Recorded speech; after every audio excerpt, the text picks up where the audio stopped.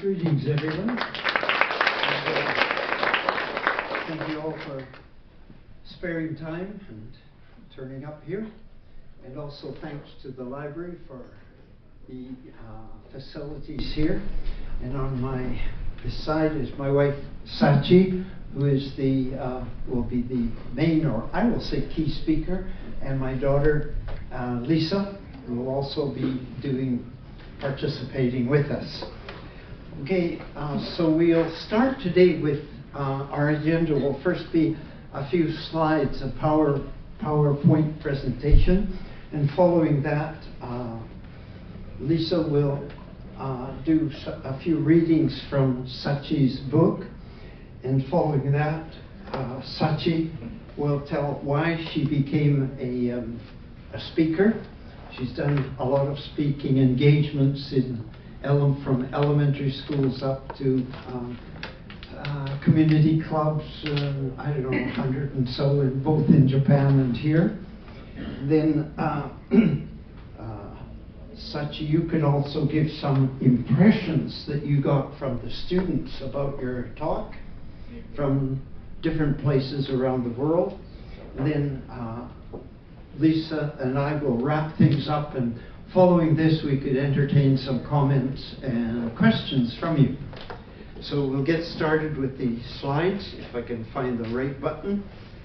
Okay, so here we see the 4 islands of Japan: Hokkaido in the north, Honshu, the main island where Hiroshima is situated, a smaller island, Shikoku, Kyushu in the south, and a very important island down below, Okinawa, which is the base for the military activities with many thousands of American troops. Sachi, could you speak to this slide? So this is my backyard, backyard. Even it was a Second World War time, we didn't know about the fear of war, and we are happily playing and together with my neighbors. August 6, 1945, 8:15. The atomic bomb dropped in Hiroshima City. We never forget this day. It is the first time in the world to use the atomic bomb, and it was dropped in Hiroshima City. The time was August 6, 1945, 8 p.m. Okay. This is the Enola Gay, which brought the bomb up from the South Pacific. And Enola Gay was named after the mother of the captain of the plane, who brought it up and dropped it over Hiroshima. And here we see the size of an atomic bomb at that time. Today it's a fraction of the size and many, many times more powerful. This was the nickname of this bomb was Little Boy, and the one dropped over Nagasaki was Fat Boy. What came out of this immediately after the explosion was a mushroom cloud. The distinctive thing about this cloud is that it was saturated with radiation. Here we see a gentleman's watch, which stopped at this time and is on display in the Peace Museum. And now, there's a map of Hiroshima, and Ota River has 7 tributaries, and it's something like the delta of the Fraser River. It's flat and wide, so there was a massive, the destruction was very spread out. Hiroshima, Hiro means wide, and Shima means island. Wide island is the direct translation of that word. And Sachi was to the west of this, just a few kilometers. 3.5. 3.5 kilometers there.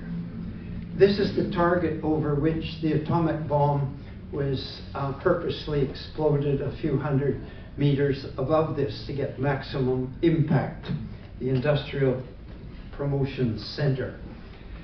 And within a second, the city was destroyed. Immediately, how many people died? I will tell later. Fine, okay, but many people, so we'll get into the details later. And today, Hiroshima is a modern city with 100-meter wide roads through the city and lots of flowers. And this, the Peace Memorial Dome, which was partially restructured, and next to it is the Peace Museum. Here we have one of the schools where, of course, there were no survivors. This was closer to the epicenter. And Japan has a very well developed education system. And the schools go 6 days a week, but during the war, the school was in session 7 days a week. And here we see the survivors with their teacher carrying on the lessons right after the war. No blackboard, no books, no pencils, no paper. And of course, cell phones weren't around in those days. Very shortly after the war, a few days after the war, the Americans wanted this evidence of what the damage or what the situation was. So a 19-year-old professional photographer from Hawaii was recruited, sent over to take pictures of Hiroshima and Nagasaki.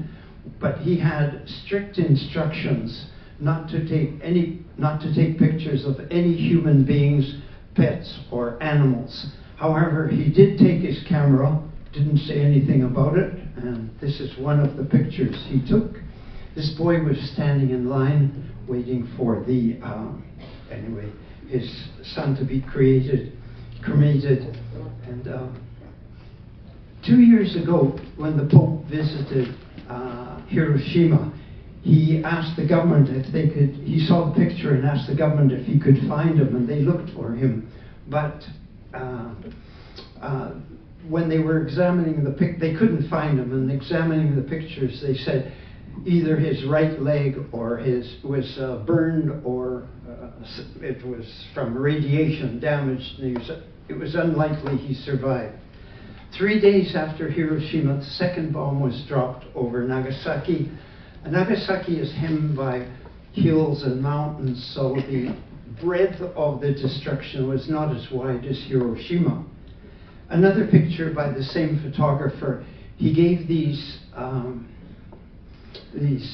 three boys an apple, and they divided equally in 3 pieces, ate everything, including the core. Okay. So, of course, they couldn't call on the Ministry of Construction to build them new homes, so they used whatever they could find, corrugated metal for the walls of the building, branches for rafters, and straw on the roof. And the buckets that you see there are full of charcoal, and they use these as their barbecue for cooking. These are the orphans. This picture was taken in front of Hiroshima Station. They're making their living, polishing shoes, and on the left side, this side of the picture is a little sign, ice candy, which means popsicles, so that's their thing. This is my family. You can see 4 women. I think men are busy at working or went to the war. Sometimes my grandma and little my brother, myself, and back of 2, they are my aunts. They were living center of the Hiroshima, so we are suburbs. So they wanted to move to safe place. Now, after the war, 3 of us remained.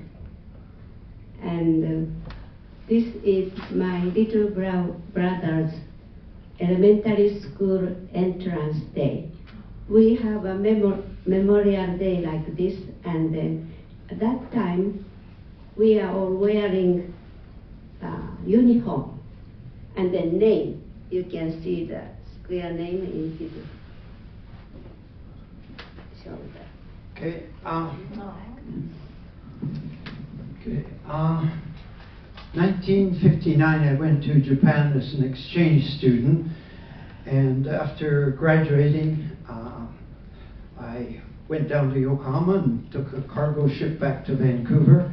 I had met Sachi in Tokyo. She was very good at correcting and essays and working in a printing company at that time, and fixed my terrible compositions. And she came down to the dock to say goodbye. 6 months later, she came to Vancouver to study English, and we went back to Japan, and I continued my studies, then got a job in a company, and it was about a year later we married.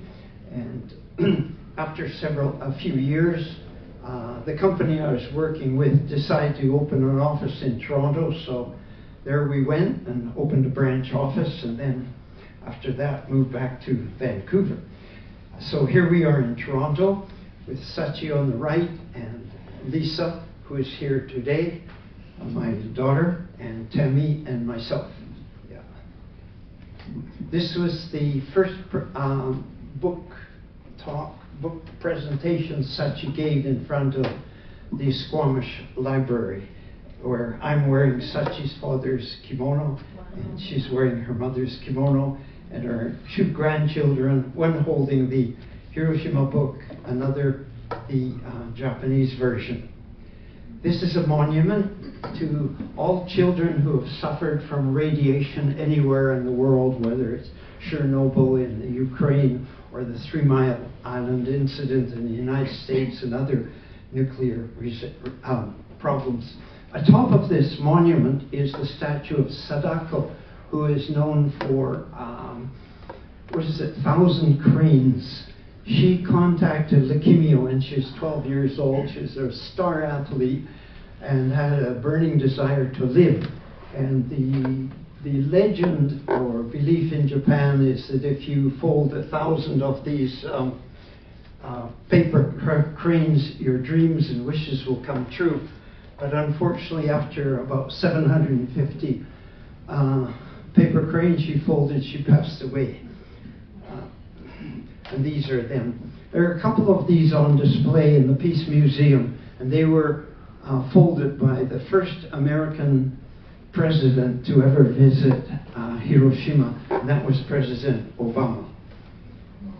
This is a poem by a famous poet called Sankichi Toge, and Sachi will read this. Could you stand up, Lisa? Could you come over here for a moment and help me? Over here. She got a better voice than me. Okay, so Sachi will read this, the first verse, and then Lisa will read the English one. Everyone. And we will all repeat. Okay? Together. So you can clear your throats and we'll all participate. So there you go.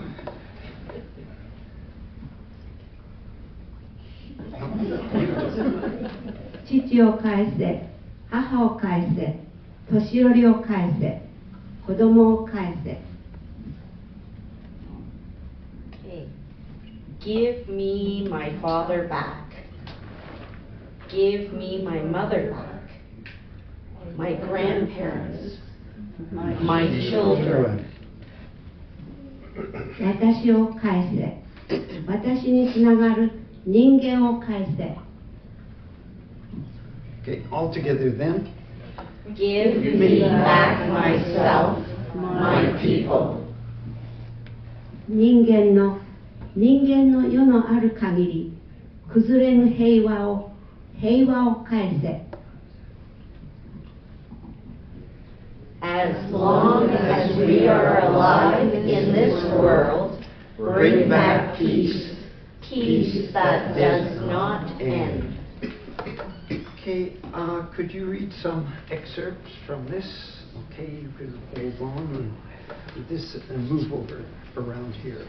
Good. There you go.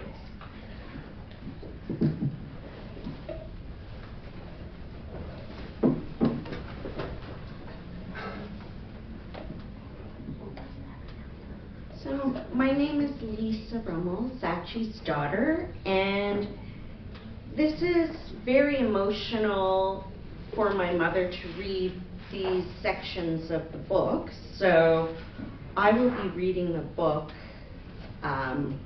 readings for her today. Can you hear? Yes. Yes. The story of my father. My father was at his work desk, reading some documents, when he saw the flash of light. He awoke to find himself covered by a pile of debris.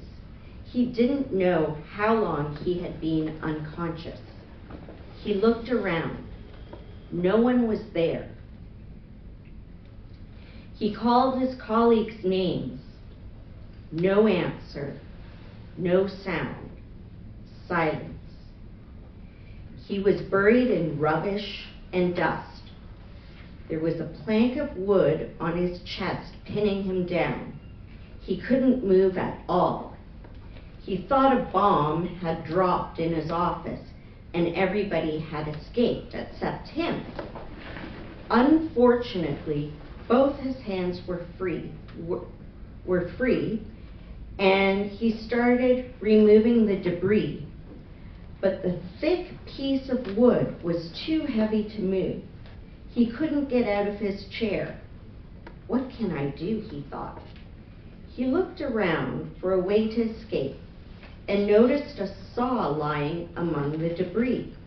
He reached for it, but it was too far. He spotted a long, thin pole lying close to him. Using the pole, he managed to pull the saw towards him. With the saw, I can cut this heavy wood and get it off my body, he decided. It was difficult to saw without changing his position.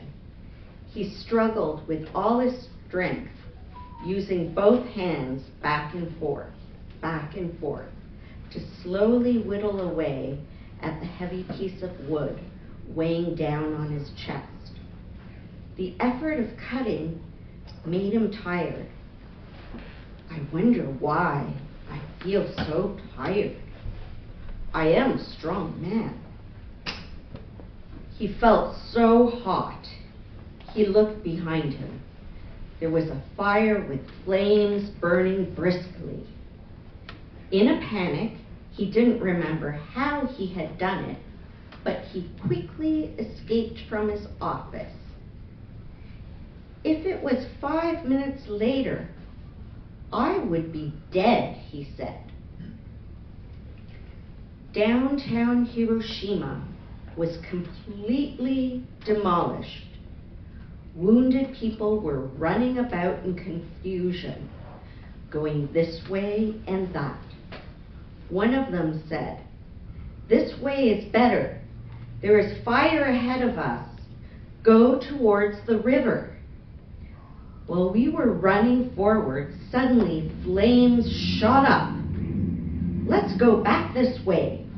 No, it's the wrong way." There was agonizing crying, confusion, and people moving about aimlessly. "Please save this child," a woman holding a bleeding child begged him. "Take me home," pleaded someone who had lost a leg. My father said the ground was covered with men and women on top of each other. There was no road on which to even place 1 foot in front of the other. I stepped over piled up corpses for miles and miles, all the way home. It was like a burning hell. His voice was getting weak, but still, he was talking to us. I wondered if I was dreaming or not.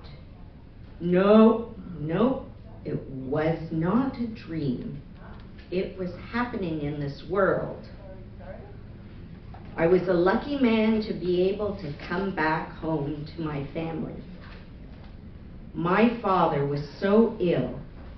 He was poisoned by the radiation and couldn't eat and had diarrhea.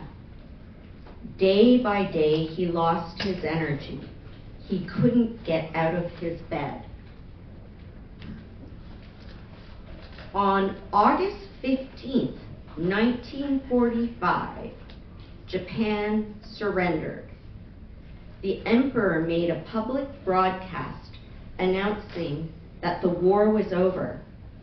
When Dad heard the emperor announcement, he said, "What a good day! How wonderful! From now on, we will have a peaceful future. Go to the backyard where you will see a little mound and dig in the soil. There we found a plentiful supply of foods like rice, wheat, sugar, salt, miso, soy sauce, and beans that my father had hidden for us. Also, there was a safety box. Inside, there was enough money, stocks, and bonds to support the Shindo family. These food supplies were a great help during such a time of shortages. Unfortunately, shortly after, the government changed the money, and it was no longer worth anything. The currency of Japanese yen had changed into new yen. The value of the old money dropped so much, it was like waste paper. Takasu Park, August 16th, 1945, 10 days after the bomb exploded. Also, 1 day after Japan's unconditional surrender to the United States of America, our family lost our father. It was a sunny, sweltering, hot day again. A monk gave a sermon. I don't remember what he said. It was rather boring. The ladies of the neighborhood gathered together and served a cup of tea. In Takasu Park, many holes had been dug into which dead bodies could be placed and cremated. The size of each hole was just large enough for a body. In the hole, pieces of wood were lined up horizontally and evenly. After my father's funeral in my home, his body was carried by a farmer's carriage to Takasu Park. His body was placed on top of a futon mat covered with a white sheet. I watched 4 workers with bandanas around their heads lower my father's body into the hole. My family and some neighbors were standing a short distance from the hole, staring at it. At the final service, the monk recited a short sutra and prayer. Then, a workman piled some twigs on top of my father's body and poured gasoline from a bottle onto it. Suddenly, the flames flew up high in the air. "No, no, don't burn my father." I dashed towards him, but was caught by someone and brought back to my mother. Everyone started moaning. The fire consuming my father's body burned briskly. Flames from other graves burned around us. The entire park was turned into a crematorium. The smell of burning dead bodies was terrible. You could hardly breathe. But no one complained. I felt like vomiting. I glanced at my cousin Yoshi. He was standing still, watching the fire. Next, I'm going to read a poem that Sachi, my mother, her cousin Yoshi wrote. He was 10 years old. The poem is called Mother Vanished. A sad memory.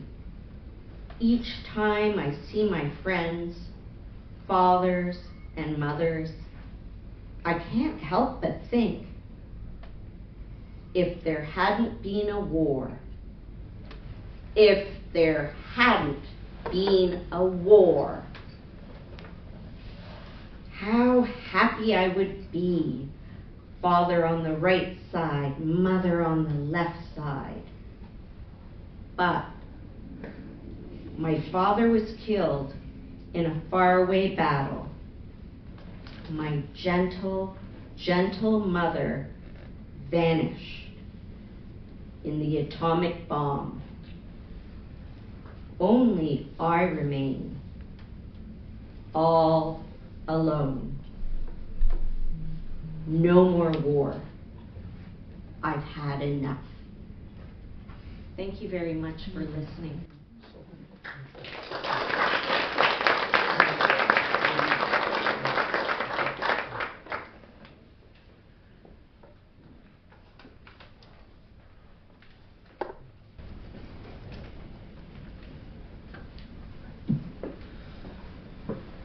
So now I would like to tell why I became a storyteller. 80 years ago, when the atomic bomb was dropped over Hiroshima, playing in my schoolyard about 3.5 kilometers from the center of the nuclear bomb explosion. The heat generated by the bomb was 4,000 degrees Celsius. The instant heat shock waves was caused by the explosion. About 88,000 people instantly lost their lives. The city of Hiroshima was demolished in a few seconds. By some miracle, I was in the shade of a big tree. I survived. That is a miracle. Thanks to God, and thanks to a big tree. Another 220,000 people lost their lives, dying slow, painful death from radiation poison. I kept silent for many years about my experience. It is very painful to remember this tragedy. Like an oyster with a painful grain of sand, I kept it tightly wrapped inside of me. And gradually, as years went by, it didn't hurt so much. In the oyster, over time, the tightly wrapped grain of sand becomes a pearl. This pearl of wisdom shares with the world about the evils of nuclear war and radiation. My story tells of my survival after the bomb and also my new life in Canada. We are now living in the 21st century, the age of unlimited information, thanks to the internet and social media. Today, there are at least 9 countries that hold nuclear weapons. Do you know which countries they are? No? India, England, yes. U.S., US, Russia. Russia, yes. Pakistan and India. Pardon me? Yeah. Pakistan and India. Yes. United Kingdom, France, China. and China, Israel, North Korea, maybe more, we don't know. Some of these weapons are 1,000 times more destructive than the bomb dropped on Hiroshima.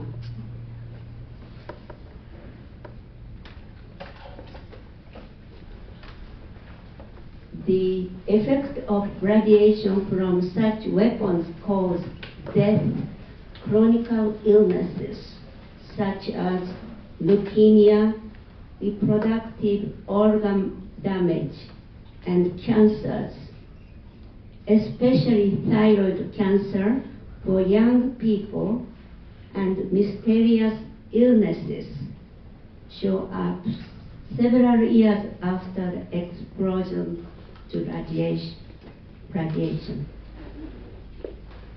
In summary, we should try hard to make our world peaceful one, full of happiness. The rest of my life, I will keep telling my story, especially to young people who will be ones making decisions for the world of the future. So this grandma, storyteller, put her in you all create a world free of nuclear threats. I will keep planting seeds of peace to as many people's hearts as possible. That is why I am here today. Thank you for listening.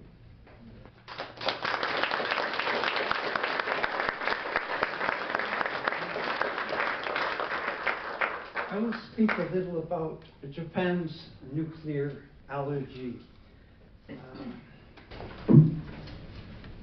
Whenever there is a nuclear plant being built or a nuclear plant being reactivated, there's without question a demonstration that's going to take place and protests. You might wonder why, but if you think of a few examples, first of all, the people know very well about what happened with Hiroshima when so many people died, and secondly about Nagasaki, and then third about March 11th, 2011, when a magnitude 9 earthquake off the coast of Fukushima Prefecture resulted in a 44 meter high tsunami.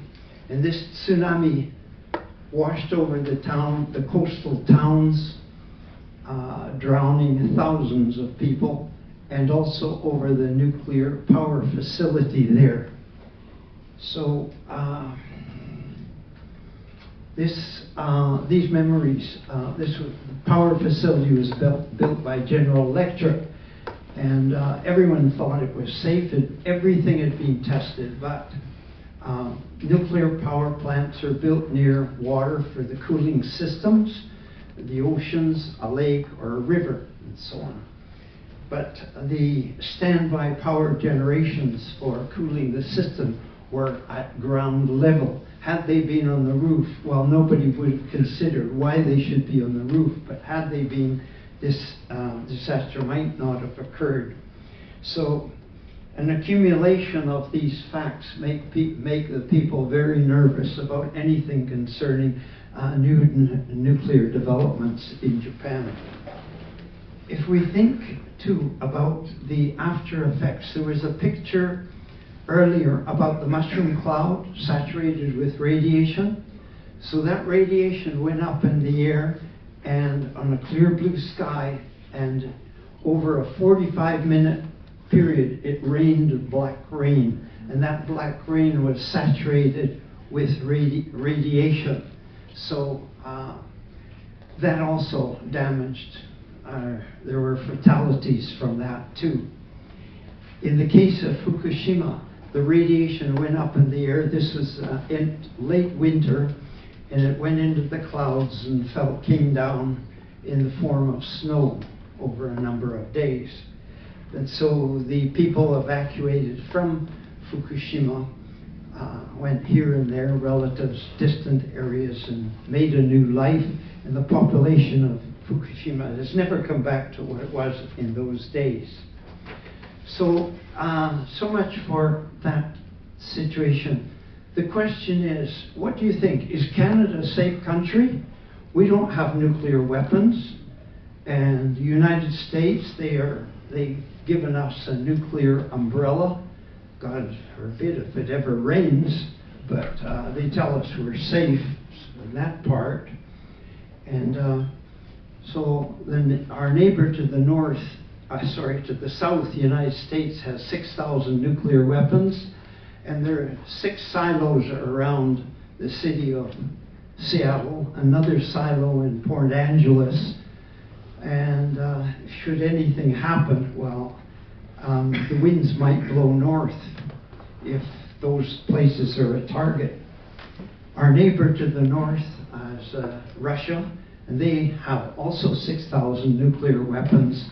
And God forbid if there's ever a nuclear confrontation between those two countries, because we are in the middle. Then let's consider a few accidents we've had here.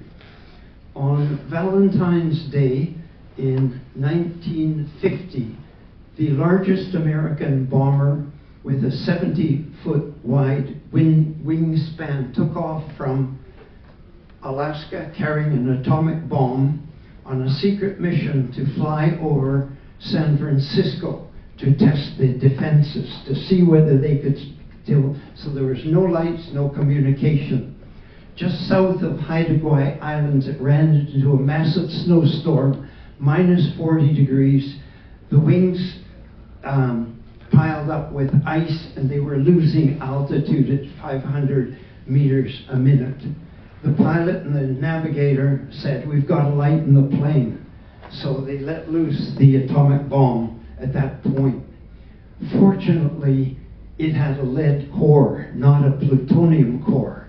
And one by one, the 17 airmen parachuted out, and they set the plane on automatic pilot to crash into the remote mountains on the mainland. Of the 17 airmen, 12 survived. 6 months later, another atomic bomb was lost over the St. Lawrence River. And this was kept secret by the Canadian and American government. We didn't know until 50 years later, when somebody was looking into archives and asked for a freedom of information disclosure. And during that time, quite a number of young Native Indigenous people passed away because of cancer, but nobody knew exactly why. They thought it was dietary or something else. Then in 1952, Chalk River nuclear facility here in Canada had a fire. and there were some fatalities like that. 6 years later, the same thing occurred at the same place. So Canada, it was not without nuclear accidents. So in 2011, Japan had the tsunami that affected Fukushima. My father was a professor at a women's university in Fukushima teaching business, and I was a professor at the same university teaching English. So it comes pretty close to our hearts. And during that time, this was a beautiful example of harmony after disaster, of loving kindness. A family friend had emailed that she was okay and was sleeping and eating together with 10 people in a one-bedroom apartment. She had lost everything and realized that she didn't need all her stuff. The comfort of being together with others was wonderful. Bakeries on doors to the homeless, and the use of their bathroom to the public. Japan is a leading example today of the power of unity after tragedy. This year is Japan's 80th anniversary of the atomic bomb on August 6th. Let us reflect for a moment of silence for world peace.